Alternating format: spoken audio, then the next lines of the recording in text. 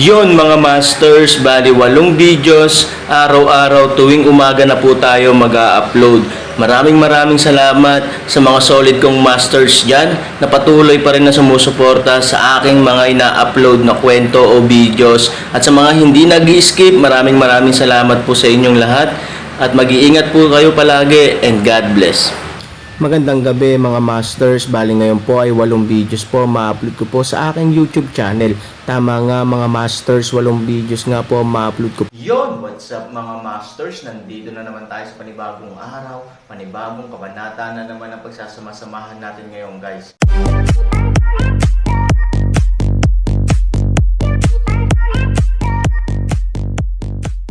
Bali mga masters, kung bago ka pa lang po sa aking YouTube channel, please click the subscribe button, lalong-lalo na po yung notification bell guys, para maging connected pa rin tayo sa isa't isa at maging updated kayo sa mga susunod ko pang video. Bali mga masters, bago natin umpisahan ng kwento ay mag-shoutout po muna tayo para sa mga solid nating tagapakinig. Shoutout kay Robert Tolentino at shoutout kay Raymond Canonoy. Yun na nga mga masters, no? Bali hindi na ito patagalin. In 3, 2, 1, let's go!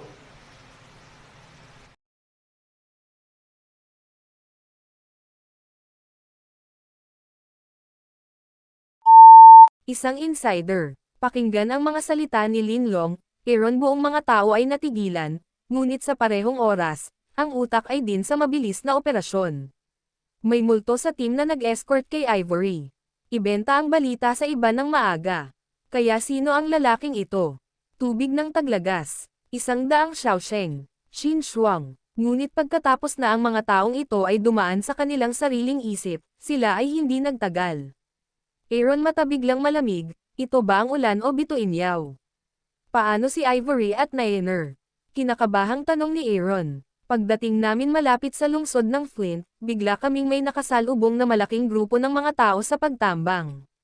Bagamat sinunod namin ni Bai Xiaosheng ang mga tagubilin mo para tuklasin ang daan sa unahan, mukhang alam na nila kung ano ang gagawin namin, ngunit wala pa rin.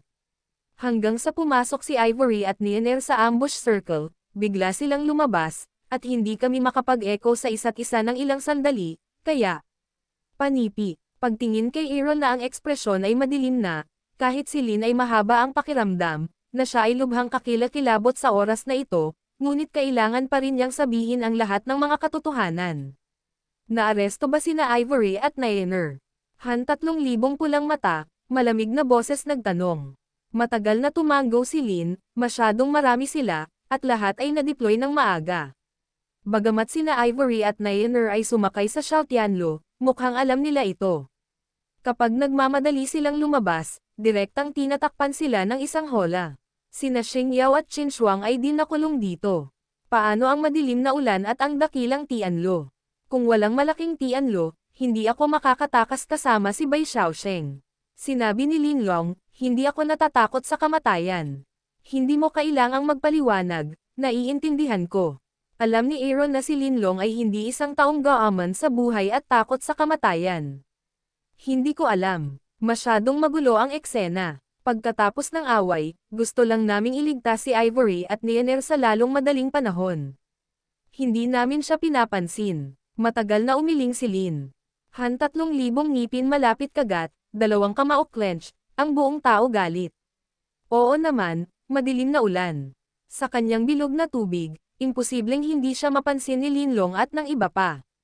Pagkatapos ng lahat, kahit na ang Aaron ay dapat humanga sa napakahusay na kasanayan ni Mingyu sa pagguhit ng mga bilog ng tubig. Masasabing bilib na bilib siya sa kanyang galing sa pagsasayaw. Kung nakibahagi siya sa digmaan, paanong hindi siya papansinin ni Linlong? Pangalawa, kung iisipin mong mabuti, siya lang ang pinaka-pinaghihinalaan.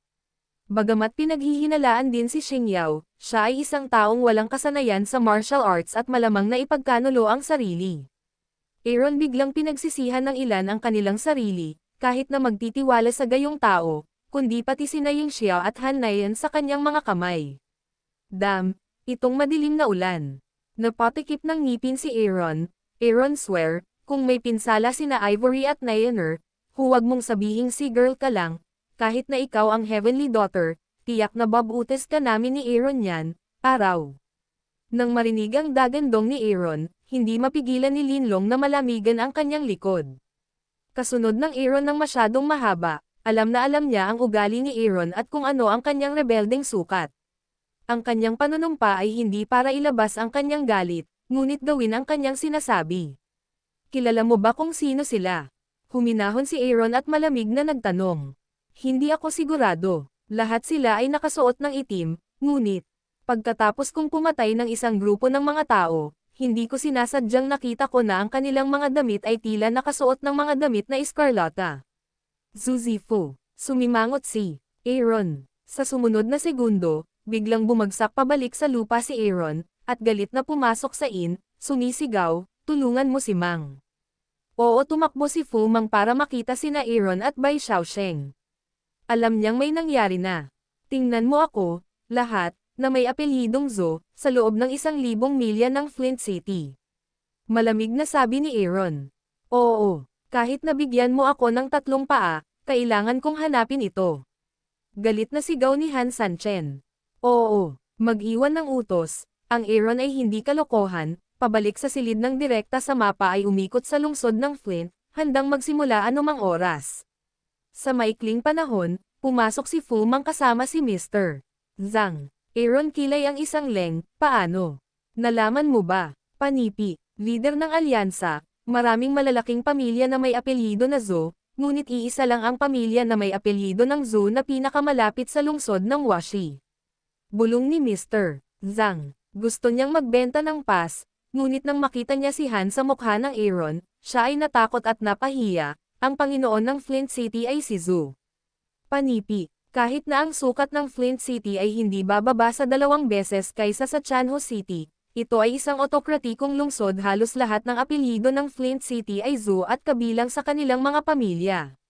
Nga pala, pinuno ng alyansa, ano ang nangyari? Hinahanap mo ba si Zhu Cheng? Panipi, matapos marinig ang tiyak na sagot na ito, agad na gumuhit ng bakas ng kasamaan si Aaron sa mga sulok ng kanyang bibig. Bakit? Regalo kay Zhou. Ano ang regalo? Kakaibang sabi ni Mr. Zhang. Magpadala ng galit kay Aaron, biglang malamig ang hangin sa buong silid. Pagkababa ng boses, biglang nawala ang Aaron, ang lamig na lang ng buong bahay ang naiwan. Natulala lang si Mr. Zhang sa galit na boses ni Aaron. Nang maaninag niya ito, nabasag ang bintana, ngunit wala na doon ang Aaron. Commander Fuda, may nasabi ba akong mali? Si Mr. Zhang ay nanginginig sa takot. Hindi siya pinansin ni Fu Mang at nagmamadaling bumaba ng building. Nang ang Han 3,000 ay direktang binaril palabas ng lawa, ang lawa ay natatakpan na ng iba't ibang uri ng eyeliner. Sa sandaling lumabas siya ng bayan, kumalat kaagad ang balita sa pandinig ni Fu Tian at ng iba pa. Kamangha-manghang, ang Aaron ay talagang nasa labas ng bayan. Matapos matanggap ang balita, halos tumakbo si Fu Tian hanggang sa inner hall. Sa inner hall, matagal nang naghihintay sina Fu Mei at Ye Shijun. Maaga pa nga silang nagising ngayon at naupo dito, naghihintay sa tinatawag na bukas kagabi. Nang marinig ang balita ni Fu Tian, si Fu Mei at Ye Shijun ay natigilan sa una, pagkatapos ay tuwang-tuwa, talaga. Totoo. Nag-deploy ako ng hindi bababa sa 1,000 especially iya sa labas ng madaling araw. Maraming tao ang nakakita ng Aaron na lumipad palabas ng lungsod ngayon. Ang direksyon ay talagang direksyon ng Washi City. Tuwang-tuwa si Fu Tian. Mukhang hindi kami niloko ni Ye Gacheng, sabi ni Fu Meishi. Medyo nasasabik din si Ye Shijun, kumilos tayo ayon sa plano. Tumanggo sila, tapos nagkatinginan silang tatlo at nagtawanan. Sa oras na ito, si Aaron, bagamat wala siyang tiyanluchan, ay hinimok si Taisho na lumakad ng buong lakas at walang anumang reserbasyon. Hindi siya mas mabagal kaysa karaniwan. Noong gabi, sa wakas ay lumipad ang Aaron sa paligid ng Flint City. Sa distansya sa pagitan ng mga bundok, ang isang nakaambang na lungsod ay gawa sa magma, na napapalibutan ng apoy at usok, na naglalagay ng isang mahiwagang belo sa lungsod. Mula sa malayo, ang lungsod ng Flint ay parang lungsod na itinayo sa bunganga, parang mirage. Ito ba ang Flint City? Aaron katawan hugis ng isang stand, maliit na puting katawan pagkatapos, tumalon sa Han 3,000 balikat. Si Xiao Tianluchen ay nahuli at si Linlong ay malubhang nasugatan.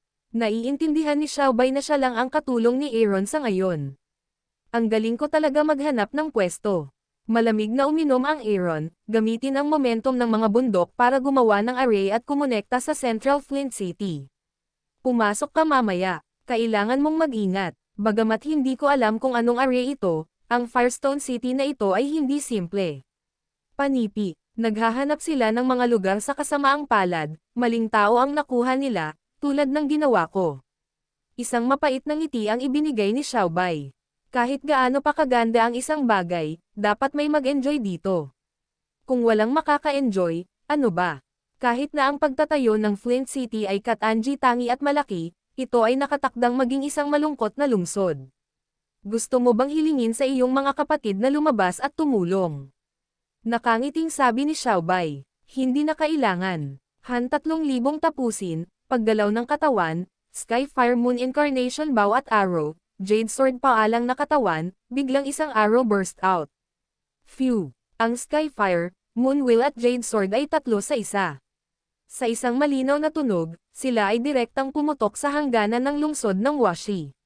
Bang! Sa isang malakas na ingay, ang gulong ng buwan ng apoy sa kalangitan at ang espada ng Jade ay biglang bumangga sa hangganan, at ang agos ng buong hangganan ay lumiligid. Pagkatapos, bumalik ang 3 sa kamay ni Aaron. Damn, ang hirap talaga ng bagay na ito. Bulong ni Xiaobay. Depende kung matigas ang hangganan niya o matigas ang palakol ko. Han 3,000 malamig na boses ng isang ngiti, sa kamay Pangu palakol itinaas, ay tungkol sa upang makakuha ng up. Sino ang darating? Sa oras na ito, ang pader ng lungsod, makulay, Zu isang grupo ng mga eksperto ng isang anino lumipad sa pader ng lungsod, sa pamamagitan ng hangganan upang makita ang labas ng Aaron. How dare you come to our Washi City for trouble? Sa dami ng tao, galit na sumigaw ang isang matandang nakaputi na may pula at iskarlata na mga karakter sa dibdib. Ang kanyang paglilinang ay umabot sa kakilakilabot na antas ng 8 kaparangan, at siya talaga ang pinakamagaling sa mga eksperto. Ang gusto ko ay ang buhay mo sa Washicheng. Aaron sneered, pangopalakol biglang nagningning. Bumagsak mula sa langit, ang kapangyarihan ng bundok ng Perawa. Inumin. Boom! Sa ilalim ng palakol ni Pango, si Wanwei ay nag-iisa, at ang malakas na chi ay nagpayanig pa sa buong hangganan. Aaron! Aaron! Biglang nagbago ang mukha ng matandang nakaputi. Galit na sabi niya, ipaalam agad sa kanila na nakapasok na ang tigre sa hola. Oo, isa akong tigre. Sa tingin mo ba ay karapat-dapat ka sa isang hola bilang isang lungsod ng basura? Aaron mabangis na galit isang ngiti, ang malaking palakol ay kumukulog. Bang! Sa ilalim ng palakol, ang solidong hangganan ay parang pulbos. Sa isang mapurol na tunog, ang kabuuan ang gininto ang liwanag ng hangganan ay mabilis na kumalat mula sa bakana ng palakol hanggang sa nakapaligid na kabundukan. Tuldok, sa tingin mo ba ay walang sino man sa mundo ang makakaharap sa iyo? Galit na sinabi ng matanda sa white, lahat ng mga general ng pamilya Zhu. Oo, ibigay mo sa akin ang mayabang na bata. Oo, sa sandaling bumagsak ang mga salita, daan-daang madilim na anino ang direktang umatake sa Aaron sa dingding ng Flint City. Hawakan ang aking asawa at anak na babae, gusto kong ilibing ka kasama ng pamilya Zhu. Galit na inumin ni Aaron, sa katawan. Jin mang biglang big flash. Yun na nga mga masters, no? Bali panibagong kabanata na naman yung natapos natin ngayong gabi. Muli, maraming salamat po.